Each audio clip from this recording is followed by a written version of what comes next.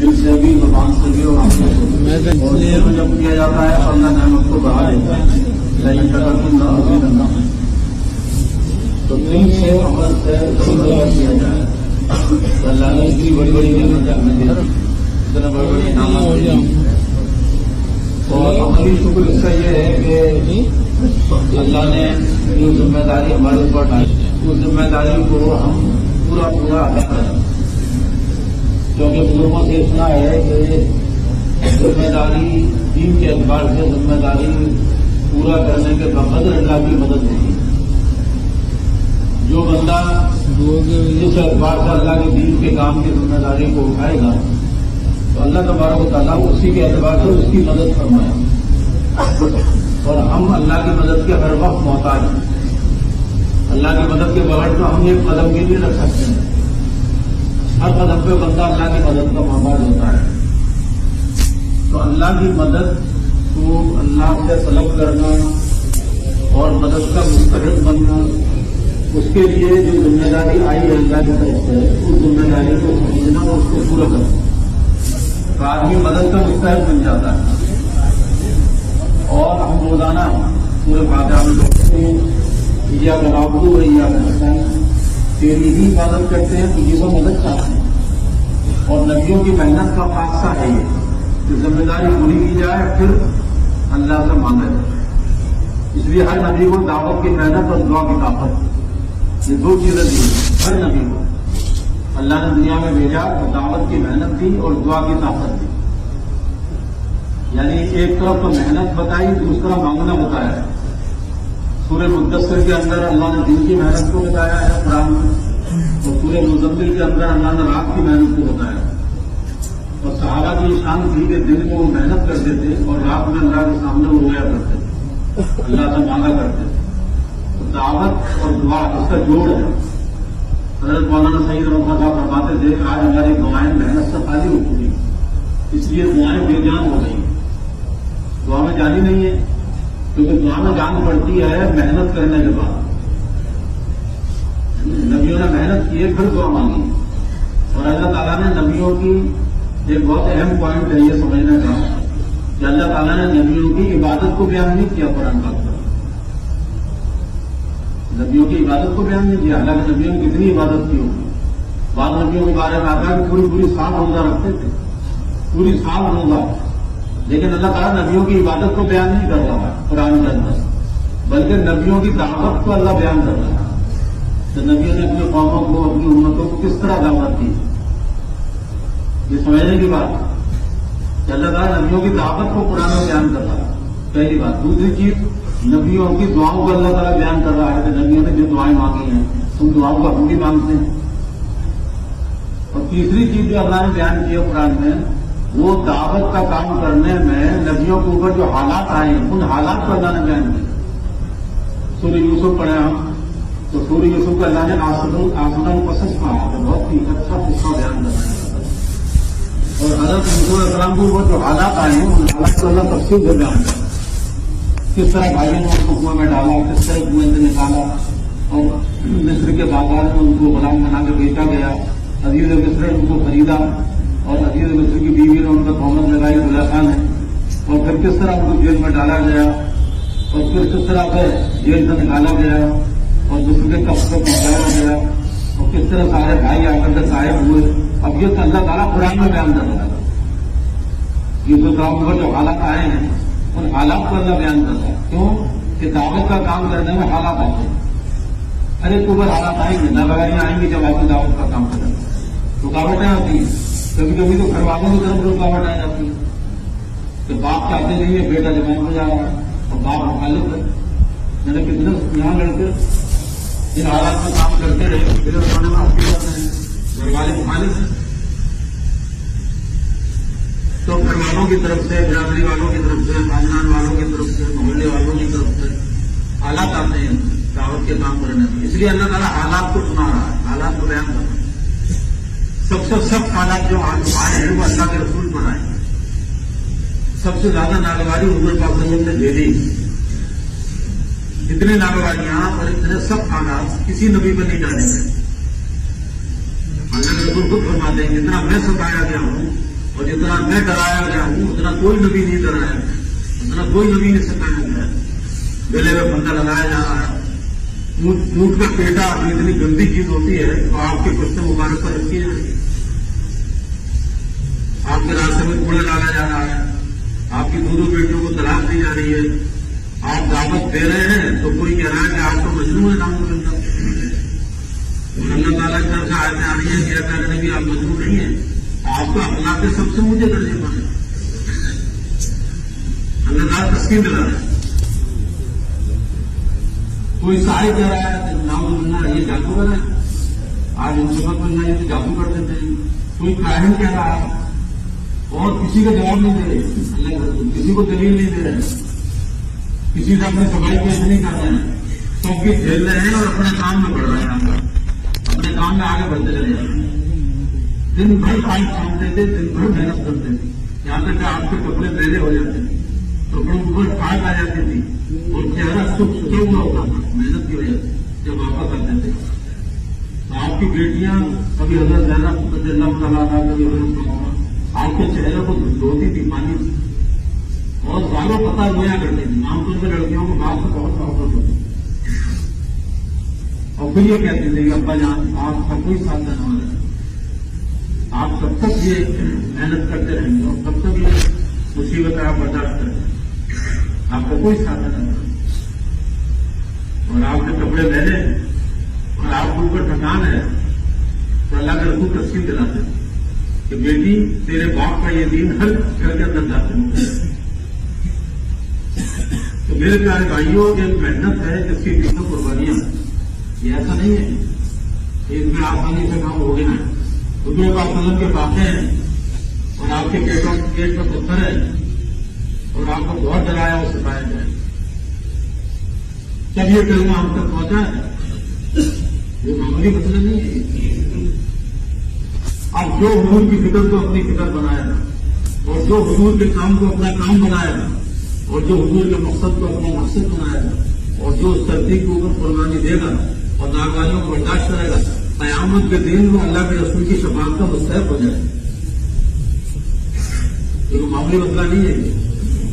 ایک بہت اچھے کام کرنے والے ابھی حیات ہیں، ان کو اللہ کے رسول کی زیارت ہوئی خواب کے اندر، تو انہوں نے خواب میں کہا کہ یہ تو موقع بہت اچھا ہے، تو حضور مل گئے، حضور سے میں اطمینان کر دوں، تو انہوں نے کہا کہ رسول اللہ کا قیامت کے دن آپ کی شفاعت چاہتا ہوں کہ آپ میری سفارت کر دیں قیامت کے دن۔ تو اتنے سادگی کے ساتھ وجہ سے مسکرا کے کہا کہ ہاں وہ تو تمہارے لیے نہیں ہے، یعنی جیسے کہ تم تو اس سے مستحق ہو ہی گئے کیونکہ میرا کام کر رہے ہو، یعنی یہ حضرت مولانا یعقوب صاحب یہاں آئے تھے جوڑ میں، تو انہوں نے یہ سنایا کہ مولانا شہید احمد صاحب کی جماعت مراکش بھیجی گئی، مراکش جماعت گئی اور وہ پانی کے جہاز سے رہی، تو مولانا یعقوب کا سنا رہے تھے، مولانا اسلام کے زمانے کی بات رہی، تو وہ جہاز ایک ملک میں جا کر رکا اور جہاز کا نظام یہ تھا کہ جہاز دن بھر رکے گا، شام میں جائے گا، صبح میں پہنچا تھا جہاز کو، اور جمعہ کا دن تھا، تو جماعت نے مشورہ کیا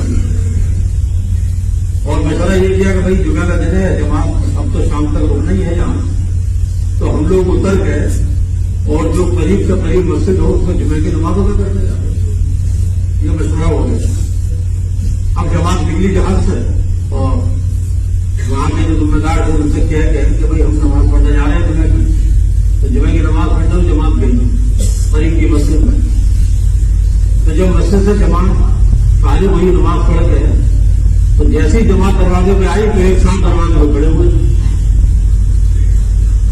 ایک ساتھ دروازے پہ کھڑے ہوئے انتظار کر رہے، تو جیسی جماعت پہنچی تو ایک دم سے جماعت سے مسافہ کیا اور مسافہ کا چلیے کھانا تیار ہے، کھانا کھا لیجیے، کھانا تیار ہے، کھانا کھا لیجیے۔ تو مولانا سعید محمد صاحب ذمہ دار تھے، انہوں نے کہا کہ بھائی ابھی تو تم نے ہمیں دیکھا ہے، کوئی پہلے تو کوئی اطلاع نہیں گئی تمہارے پاس، ہم تو نماز پڑھنے آئے تھے یہاں پر، ابھی تم نے دیکھا ہے، اب تم جا کے کھانے کا آرڈر دو گے، کھانا تیار کرا ہوگی، پھر ہمارے جہاز کا ٹائم ہو جائے گا، رہنے دو، اب بعد میں کبھی اللہ تعالیٰ موقع دے گا تو بعد میں کھا لیں گے۔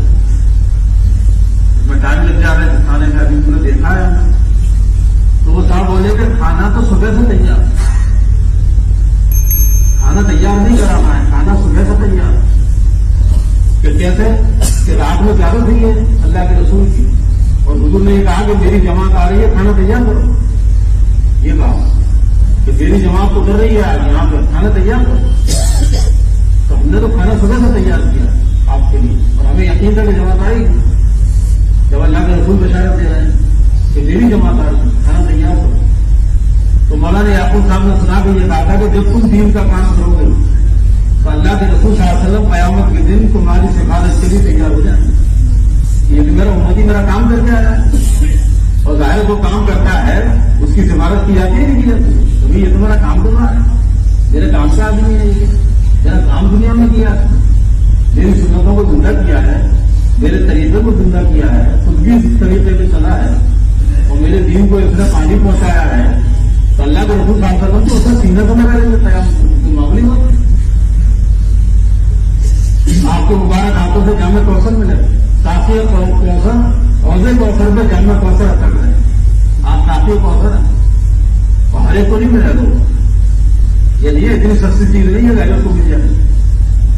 तो मेरे प्यारे भाई, ये मेहनत है, एक काम है, ये कोई ऐसी चीज नहीं है कि काम किया जाए। तो भाई कष्ट का टाइम मिलेगा तो कष्ट कर लेंगे, नहीं मिलेगा तो नहीं करेंगे, अपना हाथ पर, ये ऐसी चीज नहीं है। ये तो हर चीज से ज्यादा अहम चीज है। अल्लाह के रसूल वाले फिक्र को अपना फिक्र बनाना, तो हुजूर का काम पूरी दुनिया के अंदर जिंदा हो जाए, अल्लाह की इबादत दुनिया में कायम हो जाए, अल्लाह के प्यारे रसूल सल्लल्लाहु अलैहि वसल्लम को लाए हुए पाकीज़ा तरीके दुनिया में जिंदा हो जाए, अल्लाह की इबादत दुनिया में कायम हो जाए, और अल्लाह के बंदे अल्लाह को पहचान लें, ताकि वो अल्लाह के सामने झुक जाए, ताकि वो जहन्नम से बच जाए, जन्नत में चले जाए। यही तो फिक्र लेके आए थे, जिनके बारे में आता है कि हर वक्त फिक्रमंद रहा करते थे, रात दिन फिक्रमंद रहते थे, हालांकि बात करते थे मुस्कुरा के, लेकिन अंदर खून भरा होता था। और बहुत जल्दी आपके ऊपर बुढ़ापा आ गया तो बाल सफेद हो गए, साहबा रोते थे उस पर को लेकर, यार सुन रहा कितनी जल्दी आपको बुढ़ापा आ गया और आपके बाल सफेद।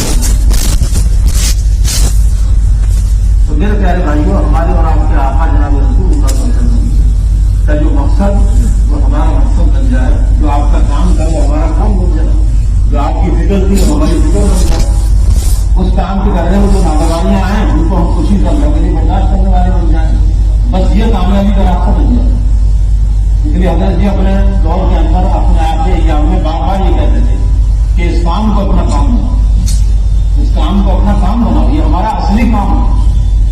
हमारा असली काम रोटी रोटी कमाना नहीं है, अच्छी तरह जहन में बिठा दीजिए, जो आज हमने समझ रखा है रोटी रोटी रोटी रोटी, आदमी ने काम समझ रखा है।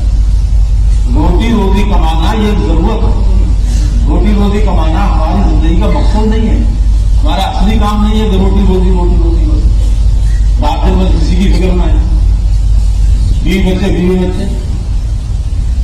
अरे भाई बीवी बच्चों के हुकूक बताए किसने,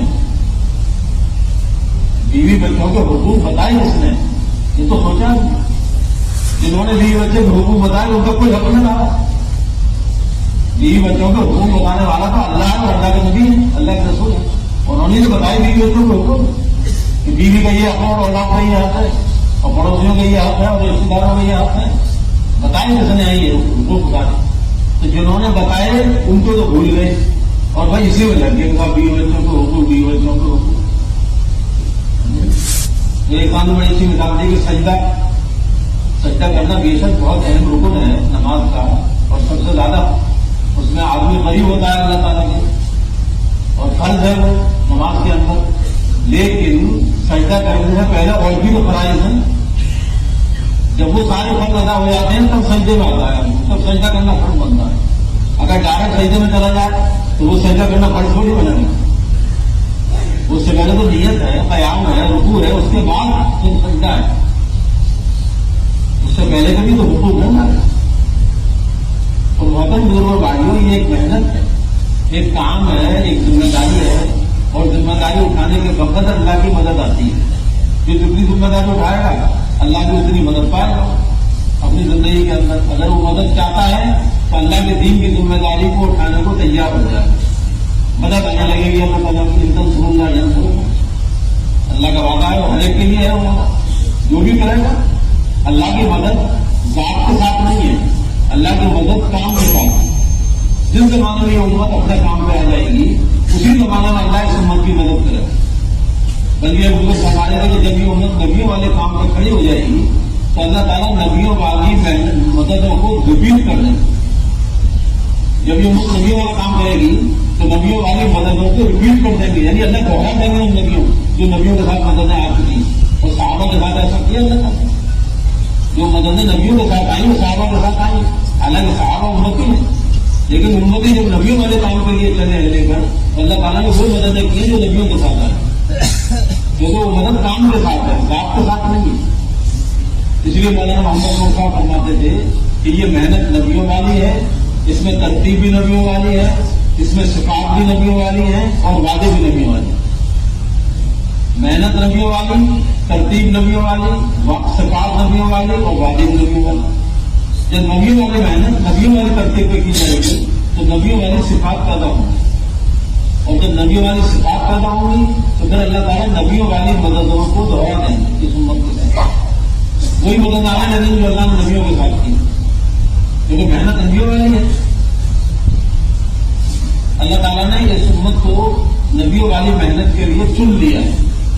گویا کہ ہم چنے چنائے ہیں، ہم چھٹے چٹائے ہیں، ہم سلیکٹڈ ہیں سارے کے سارے۔ قرآن پاک میں اللہ صاف کہہ رہا ہے کہ تمہیں انسانوں کی رہبری کے لیے نکالا گیا، انسانوں کی گائیڈنس کے لیے، انسانوں کی ہدایت والی محنت کے لیے نکالا گیا۔ ہمیں اللہ تعالیٰ نے چھانٹ لیا ہے ہر کلمہ پڑھنے والے کو، اور کیونکہ اللہ تعالیٰ نے اس امت کو نبیوں کا سبسٹیٹیوٹ بنایا، نبیوں کا قائم مقام بنایا، اس لیے جو قرآن نازل ہوا اس قرآن میں اللہ نے نبیوں کے قصے سنائے۔ اور یہ ایک جنرل بات ہے کہ اگر کوئی ڈاکٹر اپنے بچے کو ڈاکٹر بنانا چاہتا ہے تو ڈاکٹروں کے قصے سناتا ہے، اسی لائن کی مثالیں دی جاتی ہیں۔ اگر کوئی باپ اپنے بچے کو انجینئر بنانا چاہتا ہے تو انجینئروں کی مثالیں دیتا ہے، انجینئروں کی اس کا ذہن بناتا ہے، مثالیں دے دیتا ہے، انجینئرنگ کے قصے سناتا ہے۔ کسی باپ کو اپنے بچے کو تاجر بنانا ہے تو تجارت والوں کے قصے سناتا ہے، تجارت والوں کی مثالیں دی جاتی ہیں۔ تو اللہ تعالیٰ کو اس امت سے نبیوں والا کام لینا تھا، تو جو قرآن نازل ہوا اس قرآن میں اللہ نے نبیوں کے قصے سنائے، بلکہ بعض صورتیں نبیوں کے نام سے نازل ہوئی۔ سورہ محمد ہے، سورہ نوح ہے، سورہ یوسف ہے، سورہ ابراہیم ہے، انبیاء ایک سورہ کا نام ہے سورہ انبیاء۔ نبیوں کے قصے بھی سنائے، نبیوں کے نام سے سورتیں نازل کی، اور نبیوں کی دعوت کو، نبیوں کی دعاؤں کو، نبیوں کے اوپر جو حالات آئے ان حالات کو تفصیل سے اللہ نے بیان کیا۔ اور قرآن جو ہدایت کی کتاب ہے، ساری دین کی جڑ و بنیاد ہے، اور اللہ اس قرآن کے اندر نبیوں کے قصے سنا رہا ہے تاکہ اس امت کا ذہن بنے اور یہ امت تیار ہو اندر سے کہ ہمیں نبیوں والے کام کے لیے پیدا کیا گیا۔ مولانا محمد مصطفیٰ فرماتے تھے کہ آئے تھے نبیوں والے کام کے لیے اور لگ گئے بنیوں والے کام۔ بنیوں والا کام کیا ہے کہ مال کماؤ مال بچاؤ، بنیا کے دو ہی کام ہوتے ہیں، مال کمانا مال بچانا۔ وہ تو خرچ کرنا جانتے ہی نہیں ہوتا، کروڑ پتی بنیا بالکل مہنگی بنیان کر رہے ہو دکان میں بیٹھا میرے ساتھ، لنگی اور بنیان کپڑے بھی نہیں پہنتا ہے، اتنا کنفیوز ہوتا ہے، نہ اپنے اوپر خرچ کر سکے نہ دوسرے کے اوپر خرچ کر سکے۔ ہمارا گاؤں بنی والے علاقے میں آپ پڑھنے جاتے تھے تو ایک آدھ دفعہ دیکھا کہ اگر 1 روپے کا سکہ نالی میں گر جاتا تھا تو لکھ پتی کروڑ پتی بنیا جلدی سے اتر کے ہاتھ ڈال دیتا نا کیچڑ میں، 1 روپے کا سکہ نکالنا ہے۔ اس درجے کی پیسے کی محبت ہوتی ہے۔ اور سب سے پہلے صبح ہم نے دیکھا 50 بنیوں کو کہ جب دکان کھولتے تھے تو تجوری جو ہوتی تھی نا، تجوری جو ہوتی ہے جس میں پیسے رکھے جاتے ہیں، سب سے پہلے 3 دفعہ اسے ایسے کرتا تھا، پھر اس کو اوپر رکھتا تھا، اسے سلام کرتا تھا۔ پہلے کبھی تجھی سے سارا کام کرنا ہے پیسے، جس میں پیسے ڈالتا تھا نا اس سے وہ، اور کوئی پہلا گاہک آ گیا تو ایک دم خوش ہو جاتا تھا کہ میری بونی ہو گئی، اب دن بھر کھاتے رہیں گے کام، سمجھے؟ یاد ہوتا ہے۔ تو مولانا کہتے تھے کہ بھیجا گیا تھا نبی والے کام کے لیے اور تک بنی والے کام۔ بنیوں کا کام کیا ہے کہ پیسہ کماؤ پیسہ بچاؤ، سیونگ بینک اکاؤنٹ لگا، رات دن بھائی آدمی پاس بک دیکھتا رہتا ہے کتنا بچا کتنا جمع ہوا، بتائیے اس کام کے لیے بھیجا گیا تھا۔ مسلمان کو کھلانے والا اور لگانے والا ہوتا ہے، مسلمان کو اللہ نے پیدا کیا لگانے والا اور کھلانے والا دوسروں کو، اور لگانے والا مسلمان کو ہی بچانے والا تھوڑی ہوتا ہے کہ بچا کے رکھے اور مر گئے چھوڑ کے سب، جوڑنا اور چھوڑنا دو ہی کام ہوا۔ जोड़ना और छोड़ना, जोड़ते रहे मौत आई छोड़ के चले गए। अब खर्च दूसरे करेंगे, हिसाब ये देंगे जिन्होंने जोड़ा है। इसको धोखा कहेंगे कि आपने अमाल को, दिन के काम को छोड़ के माल को छोड़ा और एकदम हार्ट अटैक हुआ और चला गया दुनिया से। अब खर्च दूसरे करेंगे और हिसाब हो देगा, जाने वाला अपने कमाया था, गर्दन उसकी पकड़ेगी और मुझे दूसरे को फायदा दूसरी पूरी कर। तो बहुत बड़ा धोखा है। और एक बूंद बढ़ा ये धोखा दो मौकों को खुलता है। दुनिया धोखे का सामान है, धोखा कहा गया इसको, जैसे मुफ्ती शासन जो हमारे दानों गुरु रहे, धोखा है ये दुनिया। और ये धोखा खुलता है दो मौकों को। या तो ये धोखा खुलता है मौत के वक्त, जब मौत आने को होती है, मौत के वक्त जो धोखा खुलता है, जब फरिश्ते सामने नजर आने लगते हैं और दुनिया उसे छूटती हुई नजर आती है, अब धोखा खुलता है। ये तो धोखा हो गया। और या धोखा खुलता है अल्लाह के रास्ते में निकलकर, जमात में जब आदमी जमात में निकल जाता है अल्लाह के रास्ते में, वहां ये धोखा खुलना शुरू हो जाता है। उसकी समझ में बात आने लगती है कि भाई दुनिया धोखा है और मैं धोखे में पड़ा हुआ और मुझे दीन का काम करना चाहिए, दीन पर चलना चाहिए। लाखों के धोखे खुल गई जमात में निकल के और उन्होंने जिंदगी सही कर ली। तो मेरे प्यारे भाइयों, एक मेहनत है, इस मेहनत के दो मैदान हैं। एक मैदान तो है बैरून नफल हरकत, कि अपने जान को, अपने माल को, अपनी सलाहियतों को लेकर अल्लाह के रास्ते में निकलना और अल्लाह के रास्ते के इखराजात को और मुजाहिदात को अल्लाह के लिए बर्दाश्त करना। और ये फुरूज जो है ना, ये हमारी मेहनत का बहुत अहम हिस्सा है, इसलिए कि फुरूज जब होता है तो हिदायत आती है। फुरूज के साथ हिदायत जुड़ी हुई है। जहां जिस इलाके में फुरूज बढ़ेगा उसमें हिदायत बढ़ेगी, फुरूज से हिदायत बढ़ती है। इसलिए हमारी जमातें निकलती हैं तो उनसे भी रवानगी के वक्त ये बात कही जाती है कि जैसे आप निकले अल्लाह के रास्ते में, तो आपको भी नफक तश्कील करके जमातें निकालती हैं। जहां भी जाओ नफक तश्कील करो ताकि फुरूज बढ़े आपके जरिए से। जिस इलाके में आप जा रहे हैं उस इलाके में फुरूज बढ़े आपके जरिए। यानी क्या मतलब कि नफक जमातें निकले, एक जमात चलने की निकली तो वापस आए दो जमातें कम से कम निकाल कर, जिले में दो जमातें निकाल कर अपने सामने सब वापस आएगा।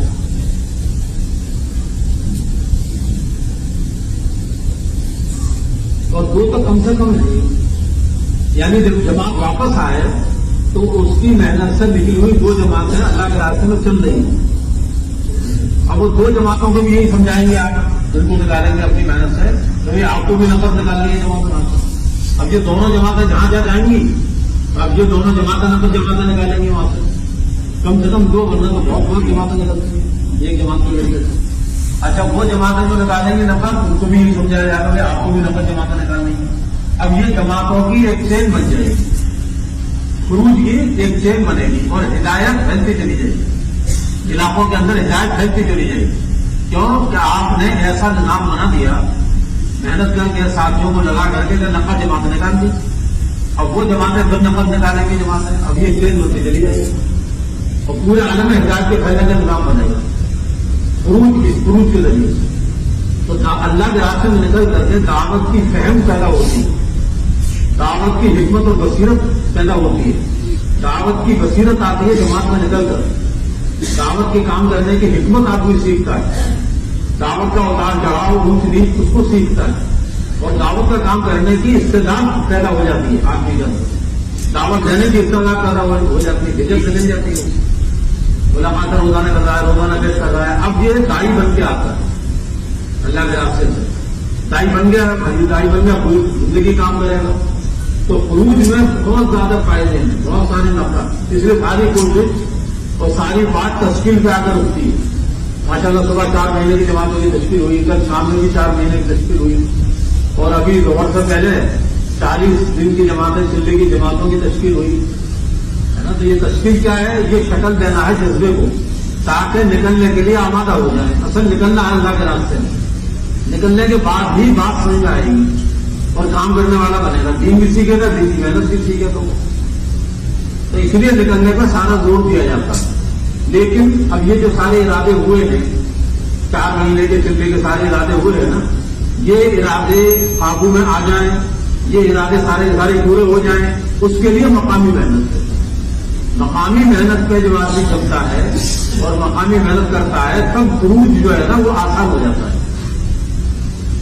خروج میں جو ارادے کیے گئے ہیں وہ سارے ارادے اپنے وقت پہ پورے ہو جاتے ہیں. بشرطے کہ مقامی محنت ہماری مضبوط ہو جائے. ہر مقام پہ محنت مضبوط ہو.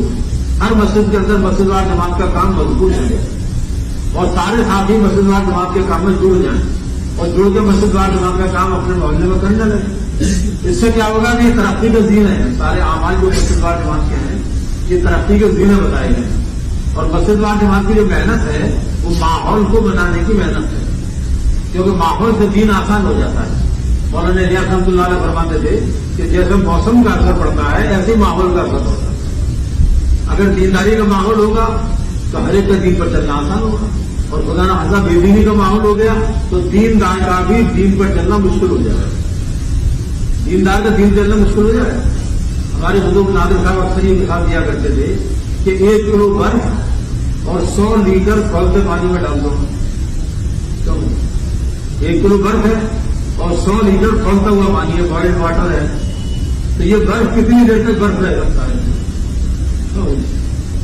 100 لیٹر کھولتا ہوا پانی اور اس میں 1 کلو برف کا ڈیلا تو کتنی دیر تک باقی رہ جائے؟ کھولتے پانی کا ماحول اس کی ٹھنڈک کو کھا جائے گا, ختم ہو جائے گا, تھوڑی دیر میں غائب ہو جائے گا برف. ایسا ہی ہوتا ہے کہ جب محلے کے ماحول میں اگر محنت نہیں ہے, دعوت کی محنت, تو چاہے کتنے بھی اچھے 4 مہینے لگے ہوں, اگر وہ آ کر کے محلے کی محنت میں نہ جڑا مسجد وار جماعت میں تو محلے کا ماحول ٹھنڈا, محلے کا ماحول جو ٹھنڈا ہے نا اس کو ٹھنڈا کر دے, اس کی دینداری کو کھا جائے گا محلے کا ماحول جو ہے. اس لیے محلے کا ماحول بنانے کی محنت ہے کہ محلے کا ماحول بنے دینداری کا, تاکہ میرا بھی, میرے بیوی کا بھی, میرے بچوں کا بھی دین پر چلنا آسان ہو. دین پر چلنا آسان ہو, ماحول بنا ہوا ہے. اب بچہ ہمارا اس ماحول میں رہے گا تو لامحالہ وہ دین کے ماحول میں آ جائے. ماحول کا اتنا اثر پڑتا ہے. اس ماحول کو بنانے کی محنت ہے. ماحول بنے, ہر جگہ ماحول بنے مسجد وار جماعت کے ذریعے. یعنی مسجد وار جماعت کا جو مقصد ہے وہ یہ ہے کہ کس طریقے سے ہماری مسجد نبوی کے طرز ہے, یعنی مسجد نبی کی جھلک پیدا ہو جائے ہماری مسجد کے اندر. اللہ کے رسول صلی اللہ علیہ وسلم نے سارا نظام دین کا مسجد نبی سے چلایا. وہاں پہ ایک سکون ہے, اس کو میں نے وقوف اس کا نام ہے. اللہ کے رسول صلی اللہ علیہ وسلم اس کمرے سے ٹیک لگا کے بیٹھتے تھے اور اللہ کے راستے میں جماعتیں روانہ کرتے تھے, تو اس کا نام پڑ گیا, اس کو معلوم وقوف کہ اللہ کے راستے میں جماعتیں بھیجنے کے وقت اللہ کے رسول اس سے ٹیک لگایا کرتے تھے. جماعتیں جا رہی ہیں اللہ کے راستے میں اور طائف کو لوگ آئے تو اللہ کے رسول صلی اللہ علیہ وسلم نے ان کا خیمہ مسجد نبی میں لگوایا تاکہ مسجد نبی کا ماحول دیکھیں. طائف کے لوگ بڑے سخت تھے, اور جو وہ آئے تو مسجد نبی کا ماحول دکھایا حضور پاک نے کہ مسجد نبی کے اندر جو ہے سیکھنے سکھانے کے حلقے ہو رہے ہیں اور دعائیں مانگی جا رہی ہیں, دعوت کا سارا نظام چل رہا ہے. اس کو دیکھ کر کے ایسے آدمی پگھل جاتا تھا جیسے لوہا بھٹے میں پگھل جاتا ہے. ماحول بنایا تھا اللہ کے رسول صلی اللہ علیہ وسلم نے, مدینے کے اندر ماحول بنایا کہ چھوٹے چھوٹے بچے پنجوں کے بل کھڑے ہوتے ہیں اللہ کے راستے میں شہید ہونے کے لیے. چھوٹے چھوٹے بچے وہ قصے لکھے ہوئے کتابوں کے اندر فضائل اعمال میں حضرت شیخ نے بچوں کے واقعات جمع کیے ہیں, باقاعدہ پورا چیپٹر ہے وہ کہ صحابہ کے بچوں کا کیسا جذبہ تھا. وہ اللہ کے راستے میں جان دینے کے لیے اور اللہ کے راستے میں شہید ہونے کے لیے کیسا جذبہ ان کے اندر ہوتا کہ پنجوں کے بل کھڑے ہوتے تھے تاکہ میرا قد نامہ معلوم ہو. اور حضور اگر کسی کو دیکھتے تھے تو وہ رونے لگتا تھا, یعنی اس بات کو رونے لگتا تھا کہ مجھے اجازت نہیں ملی اللہ کے راستے میں جانے کی. اور اس وقت میں اللہ کے راستے میں جانا کوئی ایسے بڑھ سے جیسے آج ہم جاتے ہیں کہ اسٹیشن میں پہنچے تو لوگ ریسیو کرنے کو تیار ہیں, ایئرپورٹ میں پہنچے تو وہاں لوگ ریسیو کرنے کو تیار ہیں, مسجد میں پہنچے تو ناشتہ لگا ہوا ہے. آج جو اللہ کے راستے میں جانا وہ تیار ہے کہ ہر چیز اویلیبل ہے, ہر چیز سہولت کی ہے.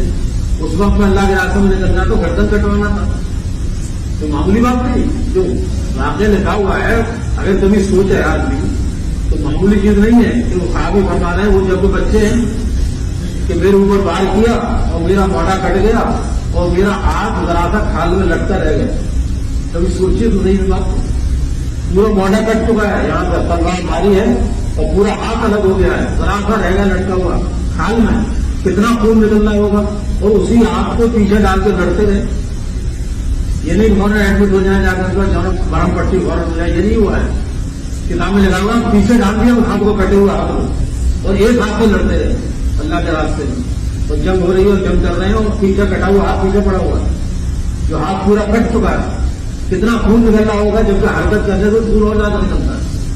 اگر کوئی چیز کٹ جائے تو حرکت کرنے کو منع کر دیں، جو آدمی ایکٹیویٹی کرے گا تو خون تیزی سے نکلتا. اور وہ جنگ میں اللہ کے راستے میں وہ ایک تلوار سے لڑ رہے ہیں اور ہاتھ کٹا ہوا پیچھے ڈال دیا.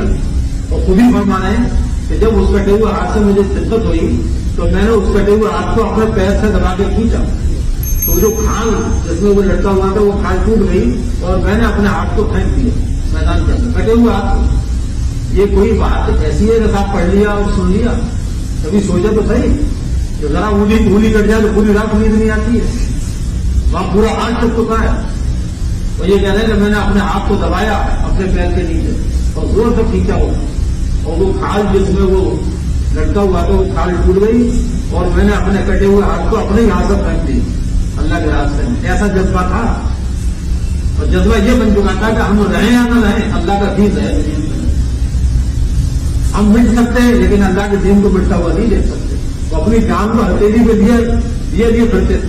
اور اللہ کہہ رہا ہے قرآن کے اندر کہ انہوں نے اللہ سے جو عہد کیا تھا اس میں یہ پورے اترے، اور بعض اپنی نظر پوری کر چکے یعنی جان دے چکے، اور بعض منتظر ہیں کہ موقع آئے تو جان دے دے اللہ کے راستے اللہ کے دین کو. آج ہم اپنی جان کو بچا چل رہے ہیں اور قیامت کے دن کی امید لگائے ہوئے ہیں. قیامت کے دن عرش کا سایہ اور نبی کی شفاعت ملے گی اور اللہ کے دین سے جان بچا رہے ہیں. ہم کس بنیاد پہ یہ کہہ سکتے ہیں آخرت میں جا کر کہ ہم تیرے دین کے لیے قربانی دے کر کے آئے؟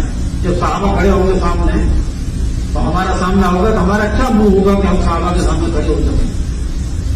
صحابہ پوچھ نہیں سکتے اس بات کو کہ ہم نے تو ایسا کیا، تم نے کیا کیا دین کے ساتھ. مولانا یوسف صاحب رحمۃ اللہ علیہ کو شام میں ایک صحابی کی زیارت ہوئی اور مولانا یوسف نے کہا کہ میں دریا کے کنارے وضو کر رہا ہوں اور دریا کے اس پار ایک صحابی کی قبر ہے اور وہ قبر پھٹی اور وہ صحابی قبر میں لیٹے ہوئے اور ان صحابی نے پوچھا یوسف کیا حال ہے مسلمانوں کا؟ یہ پوچھا یوسف کیا حال ہے مسلمانوں کا؟ تو یوسف مولانا یوسف نے فرمایا کہ مسلمانوں کو بہت برا حال.